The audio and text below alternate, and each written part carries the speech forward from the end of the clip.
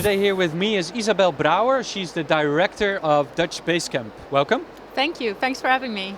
So DutchBasecamp, it sounds like the Dutch have set up a base camp somewhere. Is that correct? So we did, yeah. That's actually how we started. I don't know if you know that, but when we were founded in 2013, it was geared towards international growth of Dutch startups towards Silicon Valley and New York and Boston. So we set up base camps there to help the Dutch startups arriving there. So yeah, hence the name DutchBasecamp. Hence the name. So since then you sort of pivoted? We completely pivoted, yeah. Well, what happened is that we found out that the preparation for internationalization wasn't done right in the Netherlands. People weren't learning from each other how to do it.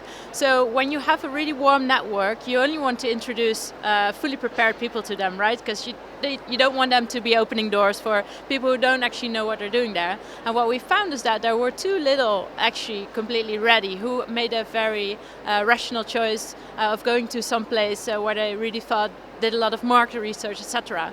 So we decided we need to pivot and focus on preparation for internationalization a lot more. And now we started again on growing the international network, which is a lot of fun.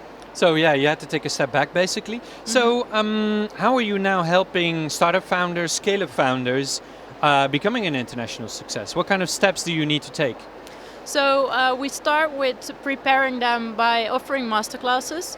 Masterclasses where we offer very hands-on tools to decide which market would be a good fit based on their current product market fit. And then we offer coaching. There's more than 20 very experienced founders who joined DutchBasecamp to help other founders going for the first time or maybe the second time after they failed once, going international. And then we take them on missions as well. We call them boot camps to validate all the ideas they get during the strategizing, basically. And then finally, we help them with making a lean landing by offering that network abroad. A lean landing. A lean landing, is that the phrase? So what does that mean? You just have a small satellite office and you start spreading it from there? Is that how you should see it? We're a network organization, so when we're abroad, we meet people that we think that, hey, they could give some really insightful advice to other startups coming there. Mm-hmm. And we ask them, are you willing to help these other startups coming in? And they always say yes, but we need like a kind of a bullshit filter. I say, well, we're your bullshit filter. We'll make sure they come like asking you the right questions if you're willing to help. So it's network organization in that sense. Abroad. So it's always funny. I speak to a lot of startups. We speak to a lot of startups. And when you hear about the failures, they always make the same kind of mistakes. Absolutely. So what are the most common mistakes? Yeah, well, this is what sparked our pivot, basically. When we started, or when we were in front of the pivot, we started talking to a lot of founders, super successful one, but especially all those who miserably failed. And they were all making the same mistake, scaling too soon. That's a really common mistake. Scaling before you have actual product market fit. Scaling because you can't find your product market fit here, which means you should be altering your product, not trying to find a different market to fit it. There are exceptions, of course. So those are really common mistakes we see happening. Yeah, not enough money. Like if you don't have €1 million to just burn, you should really not go to the United States. Yeah. Is that at least the amount of money you need? Well, in most, I would say yes. In most verticals, you need that amount of money. I mean, if you hire or more, yeah. If you hire a lawyer, it's just a different. How much does a lawyer cost then in Silicon Valley? A good one? No. $500 an hour. Hourly rate? Okay. Yeah, that's a lot. That's a lot. Yeah. I would work as a lawyer there. Yeah. Yes. Yeah. So, and these kind of mistakes, I mean, this is something you can just write down in a paper or write a book about and give and hand to them and then they're fine, right? I'd hope so. Yeah, no, I want to write a book about it. Now, what we try to do is bring founders together in networks and also in our masterclass and coaching, it's done by other founders, right? It's me telling, I had a tech startup when I was young, but it's also the super experienced founders sharing that knowledge. So we bring them together in the networks to talk about, hey, how are you doing? You already landed successfully in New York. I'm going there now for the first time. How did you go about it? What kind of service do you need? I mean, you have a network here back home or wherever you are. You have a network and you know who am I going to call when I need to know something? But now you're going to a new city. Who are you going to call? You don't know. So you're going to need people you trust, to find people you can trust, to help you make sense of everything that's around there. Is that also a bit... build that infrastructure. To build that... So Isn't it also that most founders are really stubborn? That they sort of think, okay, yeah, but we're different, you know? Maybe they all failed, but I'm different, I'm going to handle this. Absolutely, and that's a really good characteristic as well. I mean, if you listen to all the advice you're going to get, you're never going to get anywhere, right? So you need to be stubborn, but you also need to stay very open-minded. I think that's really important as well.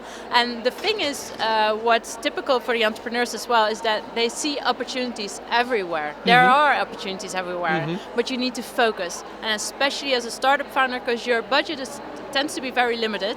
So you need to focus on the first market or where to find that first client. You need to do that really well, right? And when you're an entrepreneur, you see like opportunities everywhere. It's really hard. So I think that's something that we try at DutchBasecamp. We try to help with as well. But it's a big paradox. You need to be stubborn, but you need to be open-minded. I mean, how on earth are you going to do that? Well, I think if you're get to the point where you're going to go international, you probably already found the balance in between that. I mean, you got that far, so you're going to get further as well. But it is a paradox, so it makes it interesting as well, right? Yeah, no, I think so. But does that also mean that you have to handle this almost in a psychological way? Is that you can't bluntly tell a founder what you're doing right now is wrong? No, so what we try to do is we have other founders telling them, I know where you're going, I understand why you're going there, I tried it and I failed. So here's my advice. You can do with it what you want to do, right? At the same time,